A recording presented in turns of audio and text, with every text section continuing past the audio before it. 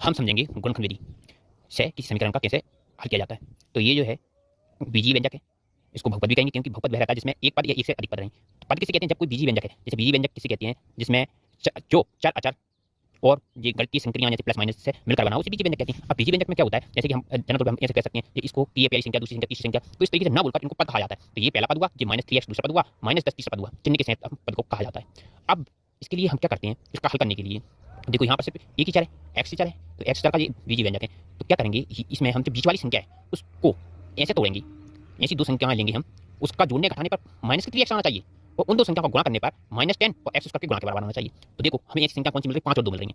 कैसे? 5 का 2 में गुणा करेंगे तो 10x आ जाएगा और एक संख्या अगर माइनस कर देंगे तो -10x आ जाएगा चिन्ह सहित। तो यहाँ पर लिखा गुणा करने पर तो -10 का x गुणा करेंगे तो -10x आएगा चिन्ह के सहित, मतलब चिन्ह के साथ आना चाहिए।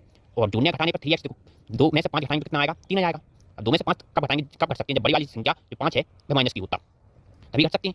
2 में से 5 घटाएंगे तभी तो -3x आएगा। या हम कह सकते हैं कि 5 में से हमने 2 घटाया तो 3x आएगा और बड़ी वाली संख्या कौन सी है, 5 है, तो इसलिए माइनस का आया।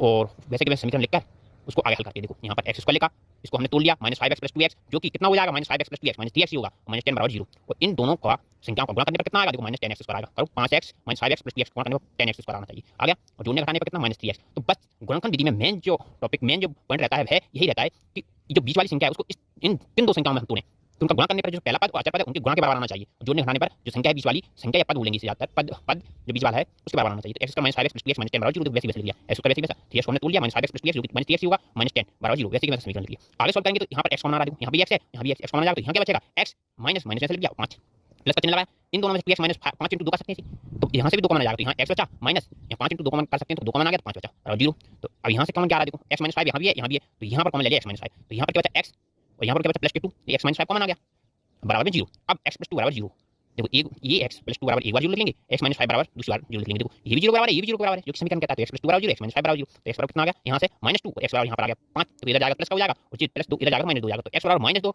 और एक x बराबर 5। तो यही समीकरण का हल हुआ। यहाँ x कितनी माना है, 2 -2 और 5, -2 पर और 5 पर ये कितना हो जाएगा 0। तो यही समीकरण का हल कहता है कि उन दो मानों को निकालो जिन दो मानों पर दी हुई समीकरण का मान 0 के बराबर आ जाएगा। -2 रखेंगे -2 का स्क्वायर पूरा जाएगा माइनस, यहाँ -2 रखेंगे तो +5 आ जाएगा। तो इसको आगे सॉल्व करने पर कितना आएगा, हाँ ये माइनस कि 6 और प्लस 6 और 4 कितने हो जाएंगे, 10 10 -10 0, यहाँ से 5 का मान भी रखेंगे तो 0 आएगा। तो ये गुणनखंड विधि कहती है कि x के वे दो मान जिन पर ये समीकरण 0 हो जाए। तो इस तरीके से हम करते हैं सॉल्व करने के लिए। सबसे ज़्यादा गुणनखंड विधि में जो मुख्य बात है वो यही याद रखना है कि हमें 3x में इस तरीके से तोड़ा जाए, इन दोनों के गुणा के बराबर इसके प्लस और माइनस घटाने बराबर -3x होना चाहिए। Thank you.